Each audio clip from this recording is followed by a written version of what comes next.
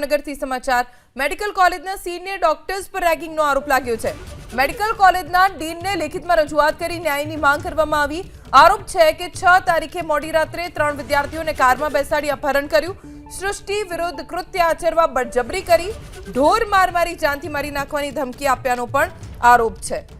Doctor મિલન કાકલોતર, doctor Naresh Chaudhary, doctor મન Patel, doctor Piyush Chauhan, doctor Balbhadrasinh Gohil અને 2 અજાણ્યા શખ્સો પર રેગિંગનો આરોપ। મારા મિત્રે મને ફોન કરીને બોલાવેલો કોલેજના પાસેના એક સર્કલમાં, ત્યાં આગળ અમારા એક senior doctor Balbhadrasinh Gohil already હાજર હતા। એમને અમને બંનેને ગાડીમાં બળપૂર્વક પૂર્યા અને પછી ત્યાંથી અમને 30-40 મિનિટ જેટલું ગાડીમાં ફેરવ્યા અને પછી એક સુમસાન જગ્યાએ લઈ ગયા, હિલ ડ્રાઈવ ઇલાકામાં।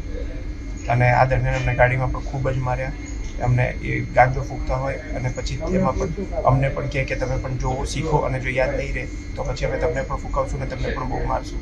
કન્ટિન્યુઅસ 3 થી 4 કલાક સુધી માર્યા પછી પણ મેડિકલ કોલેજની હોસ્ટેલ, ન્યૂ બોયઝ હોસ્ટેલ જે કાળુપર રોડ ઉપર આવેલી છે, ત્યાંના રૂમ નંબર 501માં લઈ જઈ અને મને ડૉક્ટર આકાશ, ડૉક્ટર ઈશાન અને ડૉક્ટર અમનને ખરાબ ગાળો દીધો અને હોસ્ટેલ પ્રિમાઇસીસમાં પણ ગાંજાનું સેવન કરીને અમને મારેલ છે। આ બાબતે આજે અમે સર્ટી હોસ્પિટલમાં દાખલ થયા છીએ અને અમે કોલેજના ડીન શ્રી સુશીલ ઝા સરને તેમજ ભાવનગરના એસપી ડૉક્ટર હર્ષદ પટેલ સરને અરજી કરવાના છીએ। આ બાબતે વધુ જાણકારી અમારા સંવાદદાતા પાર્થ પાસેથી પ્રાપ્ત કરીશું। પાર્થ, જે ડોક્ટર્સ ઉપર આ ગંભીર આરોપો લાગ્યા છે તેમની ધરપકડ થઈ છે ખરી? કોઈ કાર્યવાહી તેમની સામે? જી જણાવી દઉં, હજી સુધી તો કોઈ ધરપકડ કરવામાં આવી નથી, પરંતુ જે ઘટના સામે આવી છે તેમાં ભાવનગર મેડિકલ કોલેજમાં 3 વિદ્યાર્થીઓ સાથે થયેલ અપહરણ અને રેગિંગની આ ગંભીર ઘટના સામે આવી છે। રેગિંગની ઘટનામાં સિનિયર ડોક્ટરો દ્વારા જુનિયર ભાવિ ડોક્ટરોનું અપહરણ અને વિદ્યાર્થીઓને શારીરિક તેમજ માનસિક ત્રાસ આપવામાં આવ્યો હતો। આ જે ઘટના બની છે તેમાં જુનિયર ડોક્ટરોને કારની અંદર બેસાડી અને વિવિધ જગ્યા ઉપર લઈ જઈ બળજબરી કરવામાં આવી હતી તેવો ગંભીર આરોપ લગાવવામાં આવ્યો છે। આ સાથે જ જે જુનિયર ડોક્ટરો છે તેમને ઢોર મારી અને તેમની વિડીયો ક્લિપ પણ બનાવવામાં આવી હોવાનો આરોપ લાગવામાં આવ્યો છે। હાલ આ જે વિદ્યાર્થીઓ છે તેમને સારવાર માટે હોસ્પિટલ ખાતે ખસેડવામાં આવ્યા છે, પરંતુ મહત્વની બાબત એ કહી શકાય કે શૈક્ષણિક સંસ્થાઓમાં આ કૃત્યને રોકવા માટે કડક પગલાં લેવા જોઈએ। જોકે સમગ્ર ઘટનાની મામલે મોડી રાત્રિના સમયે મેડિકલ કોલેજના સ્ટુડન્ટો છે તે રાત્રે એકઠા થયા હતા અને આ ઘટનાને વખોડી હતી, પરંતુ રેગિંગના આ જે ઘટના બની છે તેમાં ડોક્ટર વિરુદ્ધ કડક પગલાં લેવા જોઈએ તેવી માંગ ઉઠી છે।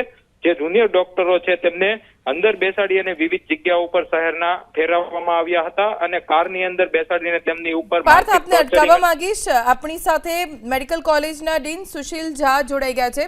સુશીલજી, ગંભીર આરોપો સિનિયર ડોક્ટર્સ ઉપર લાગ્યા છે, 3 છોકરાઓ અત્યારે હોસ્પિટલમાં સારવાર હેઠળ છે, આ બધું થઈ રહ્યું હતું, શું કોઈને ખબર નહોતી?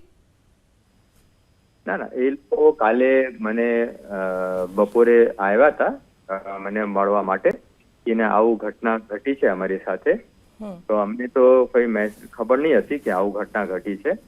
તો અમે એના માટે આજે 1:30 વાગે એન્ટી રેગિંગ કમિટીની મીટિંગ રાખી છે અમારા ડીન ઓફિસમાં। જે વિદ્યાર્થીઓ ઉપર આરોપ લાગ્યો છે એમની સામે હવે શું કાર્યવાહી થશે?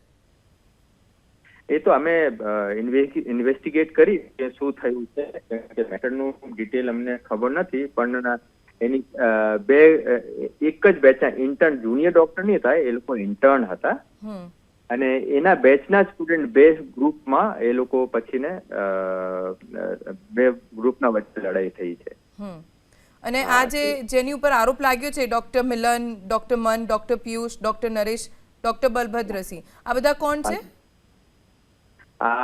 એના બેચના જ સ્ટુડન્ટ છે, એને સાથે જ ભણતા હતા એક જ બેચમાં, અને એ લોકો ઇન્ટર્નશીપ પૂરી થવાની છે, અત્યારે થઈ ગઈ છે, તો એ લોકો સેલિબ્રેટ કરવાના હતા।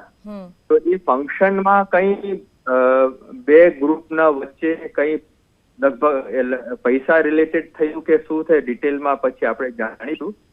તો કઈ ડિફરન્સીસ છે એના લીધે આ બધું એ લોકોએ એક ગ્રુપે ફેલો સ્ટુડન્ટ ને ઉપર એટેક કર્યું। સુશીલજી, આભાર એબીપી અસ્મિતા સાથે વાત કરવા માટે। તો મેડિકલ કોલેજના ડીન સુશીલ ઝા જેઓ કહી રહ્યા છે કે ઇન્ટર્નશિપ પૂરી થવાની હતી, જેનું સેલિબ્રેશન હતું, અને સેલિબ્રેશનમાં વિદ્યાર્થીઓના બે જૂથ સામસામે આવી ગયા, જેમાં આ માથાકૂટ થઈ છે તેવું હાલ તો તેમના તરફથી કહેવામાં આવ્યું છે. પણ મેડિકલ કોલેજ તરફથી એક એન્ટી રેગિંગ કમિટી હવે બેઠક કરશે અને કાર્યવાહી આગળ કરશે.